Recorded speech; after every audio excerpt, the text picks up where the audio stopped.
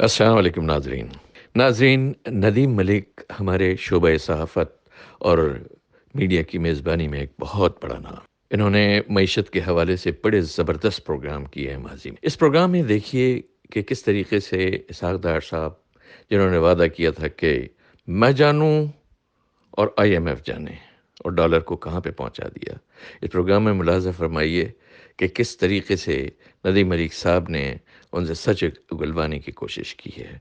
अपना ख़्याल रखिए, पाकिस्तान के इस्तेहकाम के लिए दुआ कीजिए, और पाकिस्तानी फ़ौज जो न सिर्फ़ हमारी जोग्राफ़ियाई सरहदों की मुहाफ़िज़ है, बल्कि हमारी नज़रियाती सरहदों की भी मुहाफ़िज़ है, उसके लिए भी दुआ करते रहें। शुक्रिया। जिससे आप रुपया मैनेज नहीं कर सके, क्योंकि आपकी जो शोहरत थी ना वो 98 के टेस्ट वाली शोहरत थी कि नहीं, मेरा इसाकदार तेरह ने डंडा तेरह पकड़ लेना, डंडा तेरह पकड़ेंगे तेरह तो आती रुपया संभाला जाएगा, रुपया जी, नहीं संभाल सके। मैं अल्लाह के फल से संभाल सकता था। मैं ये कह रहा था हूँ, कह रहे हैं, क्यों कह रहे हैं, नेशनल रुकावट क्या आई? नेशनल इंटरेस्ट में बात कर रहा हूँ।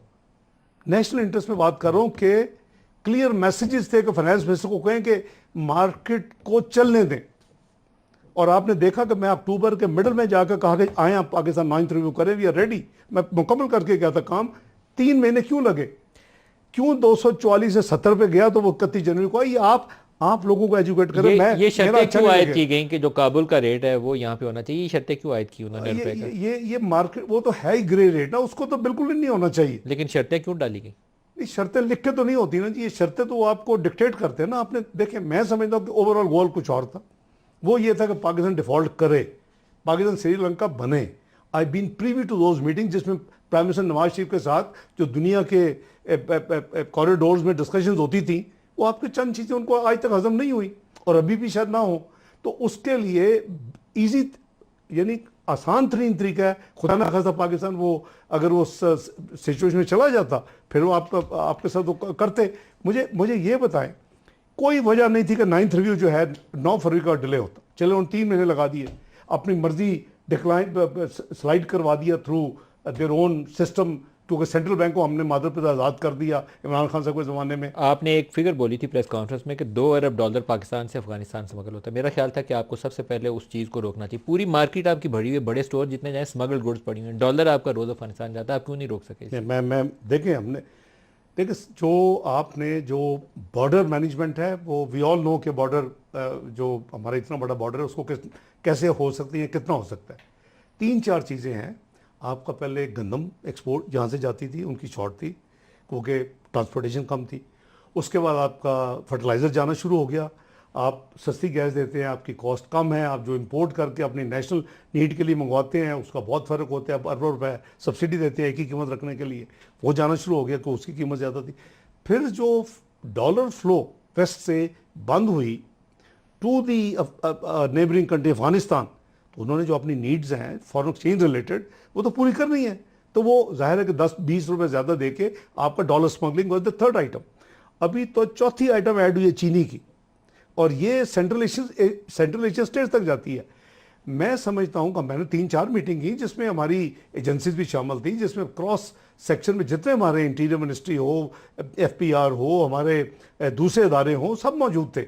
और उन्होंने उस पर एक्शन भी लिया। आपने देखा उस वक्त कई कुछ उसकी यानी कुछ कामयाबियां भी मिली। नहीं, जितना मजबूती के साथ एक्ट करना चाहिए था नहीं किया। ना चीनी की स्मगलिंग रुकी, ना आटे की नहीं, और चीनी की गंदम की स्मगलिंग रुकी। तो आपकी चीनी की स्मगलिंग वाज मच लेटर। ये रिसेंट फिनोमेना ये है। रिसेंट फिनोमेना है, क्योंकि चीनी की स्मगलिंग जो है वो रिसेंट फिनोमेना जैसे आपने कहा। लेकिन बाकी जो चीजें थी तीन, फर्टिलाइजर, फर्टिलाइजर, गंदम, आटा, गंदम डॉलर। और डॉलर, ये तीनों चीज़ों की होती थी। जो और टू बी फेयर उन्होंने भी पूरी कमिटमेंट के साथ अपनी सीनियर लोगों को उसमें इन्वॉल्व किया। मैंने भी किया, FBR ने भी किया। जितनी हम उसको कोशिश कर सकते थे पूरी कोशिश की। अगेन मैं फिर कह रहा हूँ कि ये जो 15-16 महीने की हुकूमत है, इसका एक काम मेरे नज़दीक वो ये था, एवरी सॉवरन पेमेंट दुनिया को नाकाम करना कि ये हर जो हमारी पेमेंट है वक्त पे करेंगे और हम डिफॉल्ट नहीं करेंगे। आई थिंक वो हमारा अल्लाह के फल से हमने अचीव आर्मी कर लिया। चीफ ने मीटिंग्स की हैं। जी अनप्रेसिडेंटेड है, वैसे तो पहले भी होती रही है, जी लेकिन इस दफ़ा स्केल भी ज़्यादा था और जो लेवल ऑफ ओनरशिप था चीफ की जानब से वो माजी के आर्मी चीफ के इंटरेक्शंस की निस्बत बहुत ज़्यादा था। वो ओन कर रहे थे कि वो हाँ वो डिलीवर करेंगे स्मगलिंग के ऊपर, डॉलर के रेट के जी ऊपर। कराची में भी मीटिंग की, जी लाहौर में भी की। पॉलिटिकल इश्यूज़ भी आए उसमें, लेकिन अब पहले इकनॉमिक इश्यूज़ के ऊपर आपसे कमेंट ले लूँ। आर्मी चीफ की उस स्टेटमेंट के बाद कुछ एक सिंबॉलिक से एक्शन आए हैं जिससे मार्केट में लगा है कि शायद डॉलर की एकदम फ्लाइट जो थी अफगानिस्तान की तरफ वो रुक गई है, फ़र्क पड़ेगा? पढ़ना चाहिए। और इसहाक डार क्या करता था? मैं जहाज में बैठा तो 5-6 रुपये क्यों गिर गया? देखिए, state must play its role. जहां हमें पता हो, हम मार्केट फोर्सेस को डिस्टर्ब नहीं कर रहे, लेकिन ये जो मल्टीलैटरल कुछ अदारे हैं, ये उनको ये समझ नहीं आती। या तो उनसे तय कर लें भी रीड होगा, हम रीड को कैलकुलेट कर लेते हैं, वी विल गो लाइक क्वासे पैग, रीड का रेट ले लेते हैं। 19 उस वक्त 200 था। अभी क्या बनता है? जो 19 में का, जो मैं अपना स्टेट बैंक का, तो obviously they would have calculated. 19 में ब्लूमबर्ग इकोनॉमिस्ट ने कैलकुलेट करके दिया कि आपका रेट 244 है 19 में 2023, फ्यू वीक्स ओल्ड। उसमें वजूहत उन्होंने क्या बताई क्यों 14% पाकिस्तान की करेंसी अंडर वैल्यू है। अंडर वैल्यू है, मैं क्या कहता, मैं भी तो ये कहता था। वो ये है कि एक IMF नहीं हो रहा। IMF ना होने के जो वजूहत है, वो मैं समझता हूं कि देवर जियो पोलिटिकल रीजंस 100%, को माने ना माने। आपकी तरफ से रुकावट नहीं थी? ना, कोई रुकावट नहीं थी। क्योंकि बहुत सारे लोग आपको तंकीद करते हैं, कहते हैं असद उमर वाली गलती आपने की, आपने IMF से एग्रीमेंट में ताखीर की, जिससे मैं आपको बता, इवन आपकी जमात से आई थिंक मिफ्ता इस्माइल ने बयान दिया है। वो मिफ्ता इस्माइल के तो अपने बयान होते होंगे, तो वो आई हार्डली केयर। लेकिन मैं ये अर्ज कर रहा हूं कि अगर 9th रिव्यू मेरा हर चीज टेक्निकली इन ऑर्डर है, और मुझे सिर्फ 6 बिलियन डॉलर का गैप है external, based on 7 billion current account deficit, और मैं कह रहा हूं कि मेरा 7 बिलियन नहीं होगा, कॉरस्पॉन्डिंग चेंज होगी ना जी। 7 को, ये मैं फरवरी की बात कर रहा हूँ, 9 फरवरी की, जब हमारा technical everything is in order, और उन्होंने, उनकी प्रेस रिलीज भी आ गई। 7 बिलियन को मैं कहता था it won't be more than 4। 4 billion के हमारे एक्सटर्नल रिसोर्सेज गैप अवेलेबल थे। 2 बिलियन की ईमेल सऊदी अरेबिया से थे, 1 बिलियन की UAE से थी, हम एक्चुअल मटेरियलाइज होने थे, बट दे उनका सेटिस्फेक्शन थी। और एक जो पुराना आपका फिस्कल, आपको राइज टू याद होगा, वो उसमें जो 4 प्रोडक्शन होने वाले थे, करीबन 350 450 इनके AIIB के, और फिर वो एशियन डेवलपमेंट बैंक का, तो 4 बिलियन इन ऑर्डर थे। वो कहते नहीं, हमारे आप 6 बिलियन पूरे करें।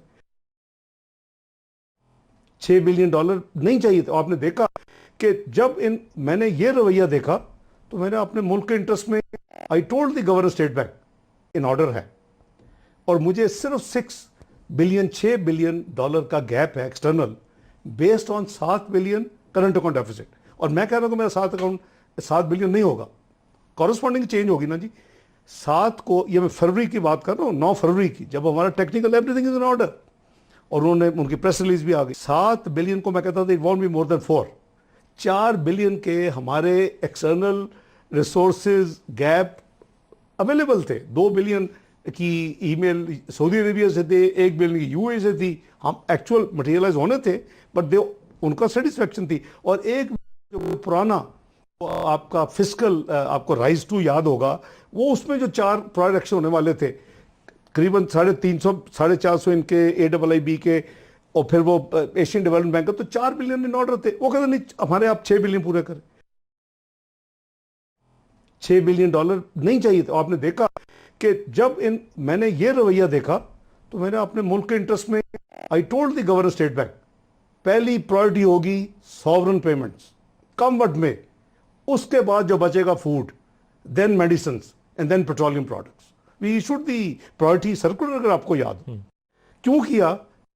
दे were up in their arms कि पाकिस्तान को डिफॉल्ट होने दें। ये एक ख्वाहिश कुछ दुनिया के मुख्तलिफ अदारों में, या अभी आर्मी चीफ का जो इंटरेक्शन का मैं आपको हवाला दे रहा हूँ, वहाँ उनसे सवाल हुआ IMF के मुतालिक, तो आई थिंक उनकी स्टेटमेंट जो डायरेक्ट स्टेटमेंट है, वो उन्होंने कहा कि IMF के पास हम पूरी कोशिश करेंगे दोबारा ना जाना पड़े, क्योंकि तासुर मुझे ये मिला उन लोगों से कि IMF का नया प्रोग्राम पाकिस्तान के मुफाद में नहीं होगा, तो हमें तो अपने मसाइल पैदा करने कि IMF के बगैर आगे चलें। देखिए, आपने 2017 में आर्मी को खुदा हाफिज कह दिया कि हम अपनी इंट्रोस्पेक्शन करेंगे। मलिक साहब, 2% आपका फूड इन्फ्लेशन, 4% आपकी जनरल इन्फ्लेशन, 6% आपका ग्रोथ रेट, 54,000 आपकी स्टॉक मार्केट। क्या IMF के बगैर आगे जा सकते हैं हम? अभी हम उस वक्त बिल्कुल जा सकते अभी देखें, you have to take hard measures.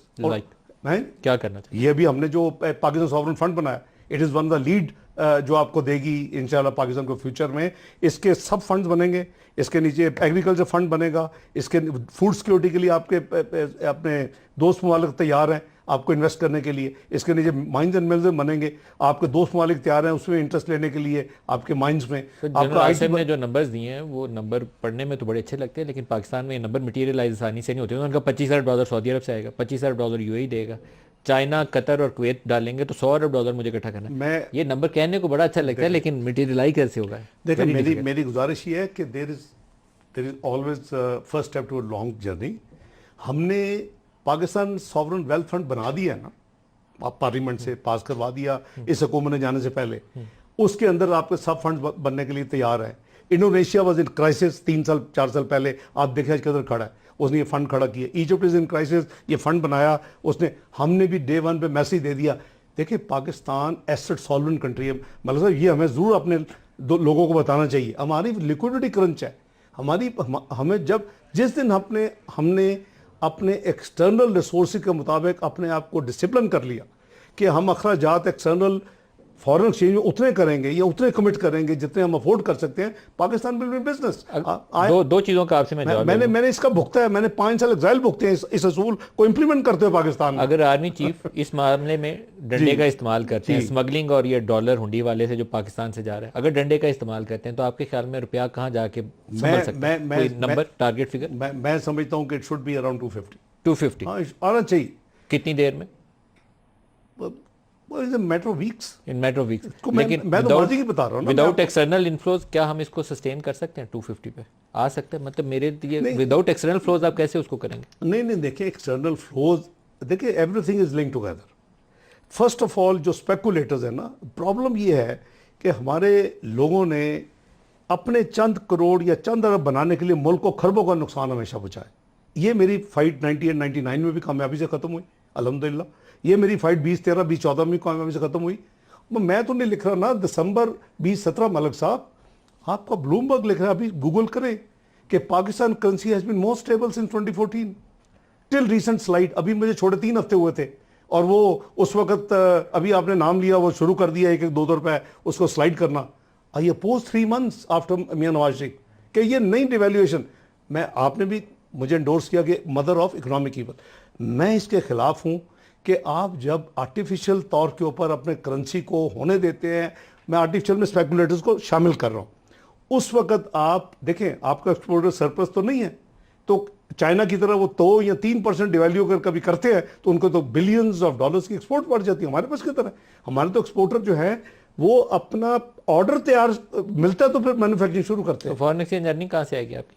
Foreign exchange earning export से आएगी और कहाँ से आई? एक्सपोर्ट आपकी हो नहीं रही है तो नहीं, एक्सपोर्ट आपकी हो नहीं रही वाली बात। जुलाई का नंबर इज वेरी बैड। अगस्त में थोड़ा बहुत ऊपर गया, लेकिन 2 महीने में अभी भी नेगेटिव है as compare to last year which was already down. देखिए मेरी गुजारिश सुने कि एक्सपोर्ट्स के साथ you have to manage your imports. एक ब्रेक करें।